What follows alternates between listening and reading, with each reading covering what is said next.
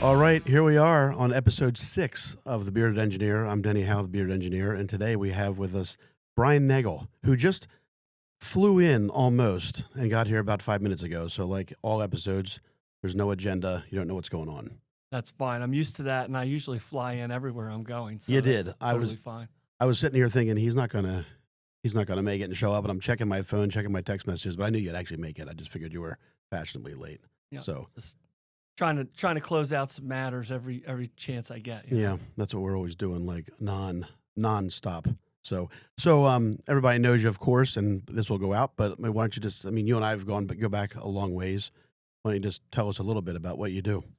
Yeah. Well, going back that long ways has been quite a pleasure. Yeah. I'll tell you that it's been a lot of interesting work and a lot of fun along the way. But I'm a land use attorney. Born and bred to do it. Really, my mom was a residential real estate agent. I didn't know that. Yeah, as her second career after she finished being the mostly stay-at-home mom of 4. Yep. She went into real estate. She started out with Don Remington in Westchester back in the day. Cut her teeth with him. He taught her a lot. And actually, Tony Shimoni, who's the father of Westchester Borough Council member Nicole Shimoni. Yep. And she worked with him and loved him and learned a lot from him as well. Okay. And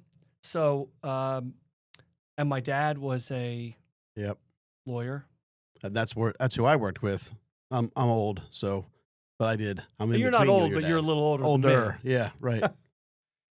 So he was a prominent local attorney. He represented a lot of townships around Chester County. Yep. He did some private work. Of course, being from back in the day, he was a general practitioner in the early years and kind of morphed into doing more of the real estate and land use, municipal solicitorship. Is that what got you interested in the law? Your dad doing it? My step grandfather was a lawyer. My dad was a lawyer. I didn't know. My uncle, my uncle. Yes, he's a lawyer. Yep. He's a prominent lawyer. So maybe some of that. Just being around it. Yeah. And I always loved outside. I always loved dirt. I always loved real estate. I got my bachelor's degree in anthropology and archaeology at Catholic University of America in Washington, D.C. Yeah. Look at that. Worth having you on here. Just learn all this stuff right here. So that kind of was my passion pretty early on. I mean, I did kind of dabble. I did some field archaeology work. Really? Mm-hmm. And I thought you were just a semi-pro hockey player. No, and then went into law school from there. No. And so I actually had a job offer as a field archaeologist when I graduated from Catholic. Really? But I decided to go to law school. Yeah. Huh. Yeah. Well, this is certainly, and I've done this with a couple of people that we've talked to on here. I mean, the business, and you and I are out on the forefront with these nightly township meetings. I was just in Tredyffrin Township 2 nights ago for a variance for a very small, narrow, single-family home, and in there for 3 hours. Highly opposed. To the Tredyffrin's board's credit, we did work through it and came up with what I think was the very best plan that worked for everybody. But the one thing I want to discuss with you is that, and we can go wherever you want to, of course, but... Well, I do have a question about that, but go ahead. You do? Okay, but it's just that I get asked, and I spoke out in Coatesville last week, a little economic forum, and I get asked a lot about, things like affordable housing and the process, and I get asked both from the private side as well as from the regulated side, which I sit in, about how we can make this process better, and I don't want to say that I'm old and crotchety enough to have said I've given up, but I've certainly can say that I've lost interest in things like the timeline programs and things that get initiated by our elected officials that don't seem to work at all. Yeah, a lot. Even in the time that I've been doing this, which is about 25 years. Yeah, every bit of it. A lot has changed. But do you think for the better at all? Well, I would say that some of the regulations and the sophistication of how we build projects has gotten better, but I think the process has gotten worse. Yeah, and more lengthy. Well, that's the problem. Which is more expensive and really more unpredictable. I keep said this to the coach the other night. I said, if it took 2 years, it takes 2 years, and that's completely fine as long as we can predict 2 years. But we can't. No, We just can't. very And the difficult. markets change. Heck, the business changes. I mean, the way that we do business, whether you were spending your time doing a Wawa and then you finally get it done and it doesn't have a drive through, and it's like, okay, well, now we got to go do that, and that's not allowed, and then you're off on a whole nother tangent. It has varying impacts on commercial developments versus residential Yeah. developments, but usually the length of time, it's always bad. Just Yeah. impacts different projects in different ways. Like, for example, single family homes, you've entered into an agreement with a landowner Yep. and you're getting these approvals, and the landowner is getting paid X for the lots. And by the time you finish, if the lots are worth X minus Y or X plus Y, it's like everything's out of whack, and that creates Yep. problems. So, and a lot of people who influence the process don't understand a lot of these inner workings and the impact of Yeah. things that are going on. So it makes it difficult to navigate. It does. And just makes it unpredictable. And I mean, you probably get called by as many clients for legal work where you hopefully refer us for engineering. We're the same thing to refer you for legal, but where it gets to the point where no matter who comes in, I'm looking to assemble that team. And this one thing we talked the other day on the phone. I was saying to you, obviously, if you're going to do land development or subdivision, you need a surveyor, which thank God we do, and you need an engineer, which we do, and you need a land use attorney, which you will, because there will be interpretations. You need representation. You might need traffic, and there's always this team. You and I sit at these meetings, and we walk in and see each other, whether we're on the same team that night or represent a different client. And you have an engineer, you have land use attorney, you have a traffic engineer, and maybe other disciplines, maybe a fiscal person. But the one this is what I wanted to kind of talk a little bit about is that, and I sit on my township planning commission, and I go to a lot of planning commissions, so I get the lay of the land. But I think that coming in nowadays with a stenographer or someone to take down the record as to what is being discussed, even though it kind of may be drawing a little bit of a line in the sand, I think it's drawing a fair line to say, look, let's all, you might not want this project, we might want it, but let's go about this in a logical way, not a an emotional way. Is that too much? Here's the thing. I think one of the reasons that people like working with you, I think one of the reasons people like working with me is that not only do we have a very, very deep, experienced understanding of everything that's going on, because there's an awful lot. A lot. We know the rules. We're also practical, and we know how to.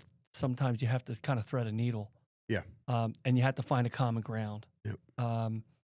And so the only issue about doing that when you walk in With your stenographer. start of a project with a stenographer, it kind of sets a little bit of a different tone. But it may be necessary depending on where you are. I mean, there's certain places where I just wouldn't do that because I think Right. I think the board would be offended. Like, do we really need this? I think they would understand if you have issues with Yeah. parties and stuff like Yeah. that. I think they would get it. But if, short of that, it might hurt you more than it helps you in the long run. But in certain scenarios, you need it. You do. Yeah, and keep in mind, in my mind, this is not really as much. Maybe it's partially for the board that you're presenting to, but it's also for the opposing parties. And as you know, there's often a lot of them, and their level of sophistication can go from "I just don't like this project" to "I'm a practicing attorney and I want to be a party" to look at that, it's actually going off right now, Brian. We said we weren't going to do that. To uh, I've retained counsel and I've retained an engineer, and I'm going to become basically a third party review agency that's going to also review your application. And everyone's proceeding down this road.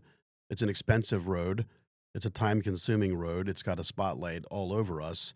And while I know everyone doesn't want to have every word that they say taken down in a report, it certainly makes everyone be a little more polite and logical, It less it passionate. it tends to, and it creates a record where when it does get reviewed by a Exactly. court, they can read it and they can see exactly what was going on. Yep. Because a lot of times you do find once you get into the appeal level, if you have to go there, unfortunately, some of what happened in a land development proceeding, which doesn't have typically a stenographic record, Right. gets lost. Gets lost. And you're sitting there going, well, wait, we talked about this, we explained this, and then you have the other parties acting like that never happened, even though it did. So and you can't get it in the record. It's hard to get in the record is. So maybe the first time the stenographers show up for the first couple years or months, it's shocking. But I think, in my opinion, it almost needs to become the norm, or it's the norm where like not every project requires a land use attorney. We're going to do a lot line change and move the lot line 5 feet. Maybe we don't have you out there presenting that, but more often than not, the jobs don't go like that, and that's the way they have to be approached. Well, it's interesting you say that because it brings me back to the question I wanted to ask you about. I was hoping you forgot the question. No, I don't forget anything. Yeah. You know that. Yeah. So in Tredyffrin last night, were you there for like some member of the royal family? Like, what were you doing there on a single family? Nope, I was there with my good friend Mr. Gavin. Yes. And it was for a variance, actually, and this was the best part, to an existing house. Part of it was actually over the property line. So it was encroaching. On the neighbor's property. Okay. We're going to tear down that dwelling that was already non-conforming, obviously grossly non-conforming, being that it was over the property line, and create a new dwelling that was much more conforming. But at the end of the day, not fully conforming. There really is not an opportunity to create a unit on what's there. And look, I certainly can understand the neighbors, and I think that they actually were very respectful as to how they approached it. And that's why I said it was a long night, and I had another meeting before that one, so everyone's tired and hungry. But certainly the zoning hearing board worked through the process very well. I think that entire zoning hearing board is all attorneys, which is kind of nice. Yeah, that's a sophisticated township exactly. for sure. Okay, exactly. That's interesting.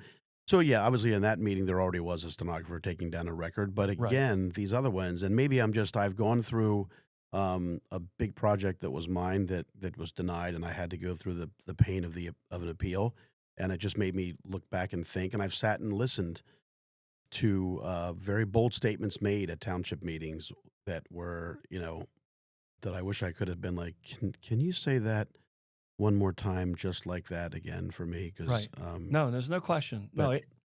So will it become the norm?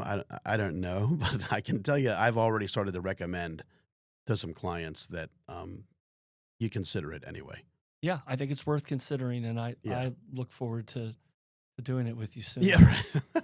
Well, it's all about, I'm asked all the time. I was just invited to speak or to come and speak with one of our state reps was going to be at a luncheon and was interested in speeding up the review process, which I fully appreciate, and we've had it happen. We've had many interested in it.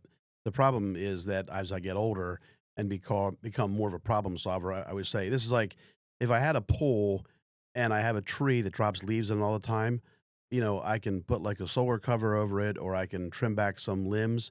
But after a while, you just cut the freaking tree down and you're done with the entire process. And it's kind of where, as we're worn down into what we do, where I'm landing at, which is why have my podcast. I don't blame you. I mean, it's the old saying, for every action, there's an equal and opposite reaction, right? So you do what's called for in the context of what you're working with. And this is where we are. And it does cause a lot of frustration. It's also, an impediment to beneficial development and redevelopment that we talk about entitlements, right? I mean, that's at the end of the day, the property owners are entitled to use their property, what it's zoned for. Yep. And sometimes you walk in and you're like, we're just doing what's allowed. Yep. Why are we going in this direction? So I presented a plan to a municipality, which I won't mention, and I received a letter about a month ago from people that I know very well, and said, actually to quote it, and they had quotes, said the engineer's layout is borderline offensive. and it really pissed me off. I'm not gonna lie. I read it and I was infuriated. And I wanted to call the person who I knew very well that wrote it. He'll probably see this and comment, and but I didn't. I waited, and I went through the letter. And when I went actually to the meeting, and we had a pretty productive discussion about it, I said, Actually, what's offensive is that you're seeing your ordinance applied to this property and you don't like it. And that's fine. But it isn't my layout that was offensive. It was that in this particular case, and you've seen this before, they had a little section that said that, open space has to be a certain width for it to qualify. So you don't have these little strips of open space. But then it said, unless you put a walking trail through it. So, what did I do? I can see in my mind's eye exactly what Yep. you did. I put the walking trail through it, and I counted all of those thin areas that nobody then liked. But I mean, that's legitimate. It's a Of course walking it is. trail, so it's Absolutely. serving the purpose Right. on some level of what it was designed to serve. I would Completely. think. Yeah. Completely is. But it just, and it just, this is one of the ones that stuck with me. I've brought this up a few times at a couple other talks that I've had. And again, not that I mind having a healthy debate about projects, and they should. There's people living around them. There's neighbors. Things are effective. These things that we design and we build get put in place for a long, for decades before No they get question about changed. it. Yeah.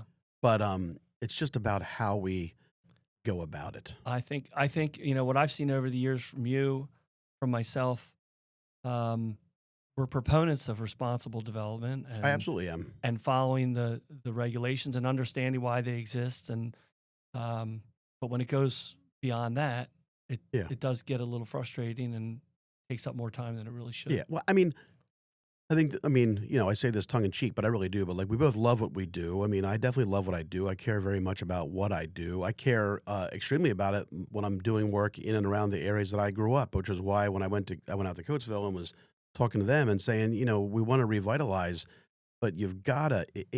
It's already difficult to justify the entire process when you're doing it in areas where the values are very high, and when we go out, out west, as the values come down on lot areas, it becomes much more difficult to justify the time and the energy and the expense that it takes to entitle these pieces of ground. Sure, and it's problematic because people need housing, Yep. Badly right now. Right. And when the projects get slowed down and those homes aren't available for end users, Right. It creates more of a demand, which creates more of a market surge. No and question. more difficulty with everything. So, Yep. If the process was a little smoother and you could bring the lots on a little bit more quickly, that would help the prices Yeah. actually. And I keep saying this, like, the only way to get out of this problem is to build our way out. We're never going to be able to regulate more affordable housing. Right now, we don't have anywhere near enough housing. And even worse, with interest rates where they are, I say this all the time. So there's very little existing product to compete with the new product. And, we can make a human being in 9 months. I can't make a housing lot for probably less than 18 months or 2 years. Right. Right. So you can do the math. We can't keep up. Yeah. I'm convinced, having looked and served on some committees and things on Yep. the attainable housing and affordable housing problem, that's really never going to be solved until the legislature does something about it, because it's too difficult for the myriad of townships. For example, what do we have in Chester County? Like 71 or something townships. It's either I think it might be 73 You might be right. or 67. It's one of those two, because the other one is the number of counties in the state. Correct. Right. So, but they can't come together to solve the problem in a uniform way, and it's a cost problem, it's a land problem, and it's an employer problem. Yep. Because now people are living further and further away from where they're employed, 'Cause they can't especially afford to live there. especially in Chester County. And Yep. so none of that's going to be solved, in my opinion, until the state legislature does something about Yeah. it. Yeah. And meanwhile, we live in what honestly, I think is arguably the best county in by far the Commonwealth. But I think even like the country, like, I wouldn't want to live anywhere else. I love where we're at. And that's probably why businesses place. come here and people want to live here. So people aren't leaving here. They're coming and they're wanting to come in here. And we can't, if you can't provide the housing, then you're just going to continue to skim the wealthiest layer off the top. It's like, you see these houses for sale that are in Exton for 1,300,000, 1,500,000, and they're very nice. And some of the ones that we did, and they're front loaded garage. But like, I'm not that old, and you're not that old, but I look at it and say, I wouldn't want to spend 1.5 million for. I want to have some land and some more things, but at the end of the day, those options aren't really there. They're not. They're not, and it all comes back to this process of how long it takes. But again, if it didn't take that long, I guess you and I wouldn't have that much work. I think we still would. Yeah, we probably would, actually. Uh, Maybe we have more now. it So just takes longer. So one project yeah, lasts longer, but it gets pent up, which is a problem. yeah. So I mean, do you see land use changing at all? I just did see that. I'm not going to mention. There is a township that's in the county that has some new ordinances that are coming out, and that certainly I've reviewed them, and they kind of, to me, they signal we would like to grow. They signal we would like people to be here, and I think it's a good thing. I think it will probably become very active very quickly, but that's the way it is. I do see it changing, Yeah, and I think it'll take time, little by little. But I think some of the municipalities are realizing that with all of the conserved land that we have, yeah, which is great, it calls for different solutions in terms of having some denser housing, yeah, and starting to see some more stacked towns coming into play. exactly. And so you can have smaller units and you can have more units on less land Yep, and provide more affordable housing or attainable housing for people that way. And I think they're starting to see that. And that's one thing that they can do now yep, without, state legislative intervention. So I think you're going to start to see more and more of that in some of the municipalities. yeah, and to see it in our urban areas, right, is where Sure. it's where it should happen. Absolutely. I think that, and you and I did a really fantastic project in Westchester Borough last year. That was a difficult one. It's not built yet, but I think that I think the Westchester Borough, while I think if people who've lived there their whole lives have seen dramatic change there, I think that the borough has grown like really nice. It's a It has. the downtown is very nice. The restaurants are nice. The apartments that are there are nice, and I mean the borough, and it's reflected in the values in the borough. And a lot of that was done through experience and Yep. trial and error, but ultimately they realized they wanted to allow the town to become vibrant Yeah. and allow some appropriate redevelopment and some denser housing to accommodate. Yeah. I mean, there's a lot of people who want to live there, and you know, kind of rising tide raises all boats, and Yeah. it's gone well. Yeah. I'm a long time Right. borough And resident. you're a borough resident now, right? Yes, I am, and it's a great place to live. It's a great place to work. My business is in the borough. Yeah. Um, You walk to work ever? I walk to work on a regular Do you really? basis. Yeah, not every day. Right. I probably actually I guess drive it's more not. days than I walk, but Yeah, because you got to go because other places. correct, I got to be Right. able to jump in my car and go, Yeah. and everything's compressed in the day, Yeah. obviously. But no, I walk home for lunch sometimes, Yeah. which is great. Yeah. Yeah. I used to drive by. In fact, I just talked to Ray Ott a while ago, but I used to drive by his house and admire his bumper car on his front porch. You ever seen that? My next door neighbor. Is Ray your next door neighbor? Yeah. I didn't know that. Yeah. Really? Yep. You must have moved. I I did 10 years ago. Oh, 11. okay. Well, it shows how 11 much years I ago. pay attention. I didn't know you were an archaeological major or where you moved next to Ray Ott. So, well, yeah, and I guess lastly, I do, I've been interested to watch, and we've seen, politically, a lot of the municipalities turn over. Historically, we knew these players. You go to this township and you have this supervisor or this planning commissioner, and they were the ones that were in office or in their role for sometimes decades, Yep. some 30 years, and they were the face of that township. Yep. And things, policy got dictated by them. But while some people don't like to see the turnover and to see new blood and see the unpredictability come into the municipalities, I personally think it's a good thing. I would love to see them continue to turn over. This is why I'm a big proponent of things like term limits everywhere, because it would be nice to get the people that are new to the township kind of bring, some new thoughts and new philosophies to the way things get done. Absolutely. Yep. It is a good thing. Yeah. So everyone complains about it to me, but sometimes the sometimes getting to know the different personalities is a Sure. good thing. It's a big learning curve because And it takes a long time. it does. But, you and I go in front of those elected officials and dealing with land development and zoning issues. Yep. But they're dealing with so many other issues that, They are. if they have a police department, all of the issues that come with that. Yep. They're the public services, the trash and the sewer and all. So there's a lot going on. There is. And it's a huge learning curve for a newly elected official who doesn't know Yep. a ton about it from the jump. So And I don't think that they this is what we call the grocery store effect, but I don't think that they're prepared for being criticized openly when they're just at the market or they're just getting, Right. how could you let that happen? I mean, I have a good friend of mine is an elected official, and he's going to go off of his board. And he's been a long time volunteer, and then he was elected.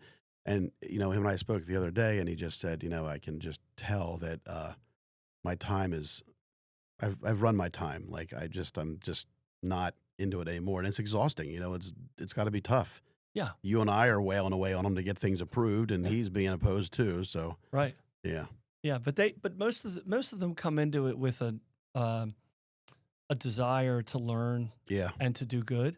And so if you have those two components, yeah, it can lead to good things, like you said, in terms of change and someone who's willing to digest all of what needs to be digested and understand it and then apply it in a reasonable and community-centric way in accordance with the law. yeah. And I think very few of them come into the role with not good intentions. I think that most of them have very good intentions. That doesn't mean they necessarily align with No, I agree what with we you. want, but Yeah. that's completely fine. It is. It's fine to have that back and forth, and that's theoretically how the best plan comes about. But it takes some time.